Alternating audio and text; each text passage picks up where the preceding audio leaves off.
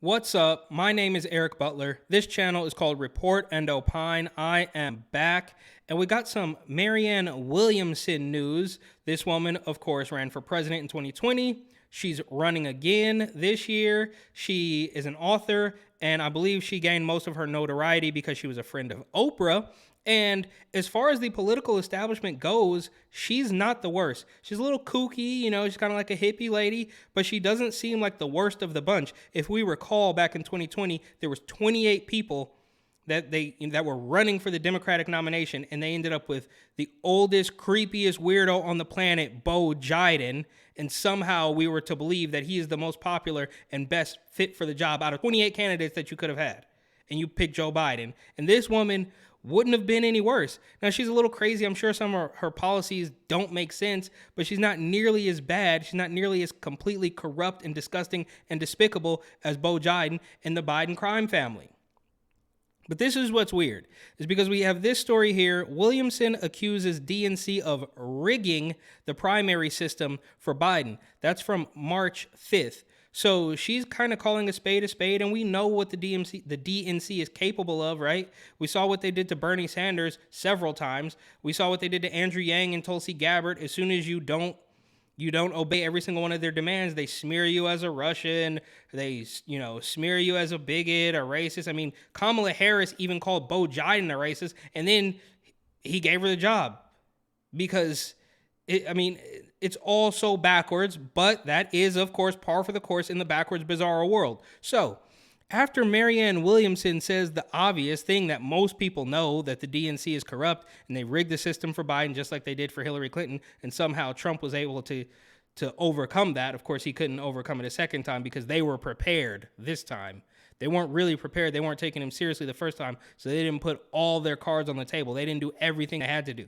This time they did, and then they later wrote about it in Time magazine saying, there was a shadow cabal that fortified the election because you guys were too stupid to vote for who we wanted to. We wanted you to. You didn't obey, so we fixed it for you, is what they want you to think. So after she calls out the DNC for rigging it, we have an article from Politico. Marianne Williamson's abusive treatment of 2020 campaign staff revealed. So a week or so after she calls out the DNC, Politico does a hit piece on this. Look, obviously I don't know this woman, but she does seem like the nicest of the bunch when we're talking about completely corrupt Democrat politicians. She doesn't seem that awful, right? She's a little old hippie kind of crystal lady, whatever. She seems nice as far as these people go. And I will also say, when you get to the point when you're super successful, you're running for president, you have all this money, you can do whatever you want. Of course, you're gonna be a little bit stern. You're gonna be a little bit harsh. We see it all the time, right? But James O'Keefe, we can't work with him. He's super mean. I mean, anybody that gets to a certain level is, of course, going to be called a mean person because sometimes you have to be a little bit mean to get to a certain level of success, right? I mean, I'm ready, willing, and able to be as mean as I have to be. But that's a different story. So they're claiming now, after she called out the DNC, that she is a mean woman. And we also saw a similar story back in 2020 about Amy Klobuchar acting crazy. But she is a little bit more abrasive than Marianne Williamson. And I don't know a lot about either one of these women, but I know a little bit. And Amy Klobuchar is completely cringe, like little Hillary stan, ready, willing, and able to do whatever it is, right? But she didn't really get all the victim cards because she's a white woman, and she's going to face the same thing, Marianne Williamson. She's white, and she's not going to play ball 100%, I believe. She's going to be in the lane of like Andrew Yang or Tulsi Gabbard, where she's going to, play most of the cards, but she will stop at certain insanities, and that makes her a threat to the establishment. So when she calls out the complete corruption of the DNC, they immediately go in with the hit pieces. The self-help guru who is running for president again was emotionally and verbally abusive to staff, according to interviews with former employees. I mean, they can't stop, right?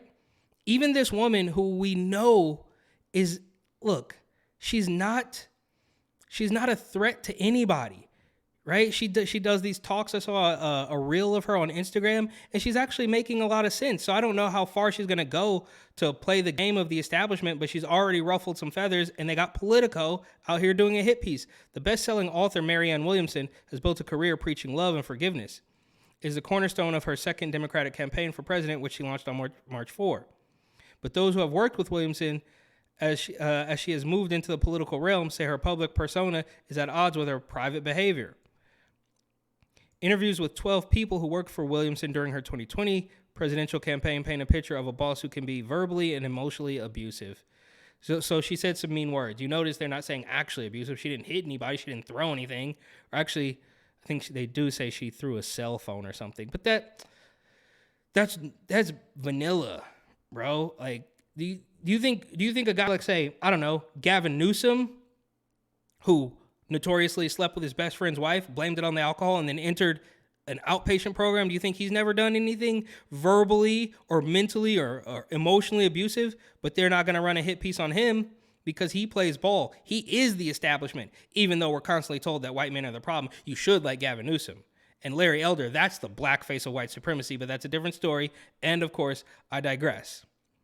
Those interviewed say the best-selling author and spiritual advisor, right? And that's what I'm saying, is like, she does seem nice. So her persona, or she's a 70, I don't know, she's in her 70s, and she does seem like a nice woman. As bad as that sounds when you see these clips of her posted by random Instagram accounts, not her account, but it's like, you know, she's doing these motivational talks. So I'm not sitting here saying that there's no way that Marianne Williamson could be mean to a staffer, because when you're running for president, that's eventually going to happen. But my point is, they wait for her to call out the completely corrupt, crooked DNC to say, she's mean. That's basically what's happening here. It's ridiculous.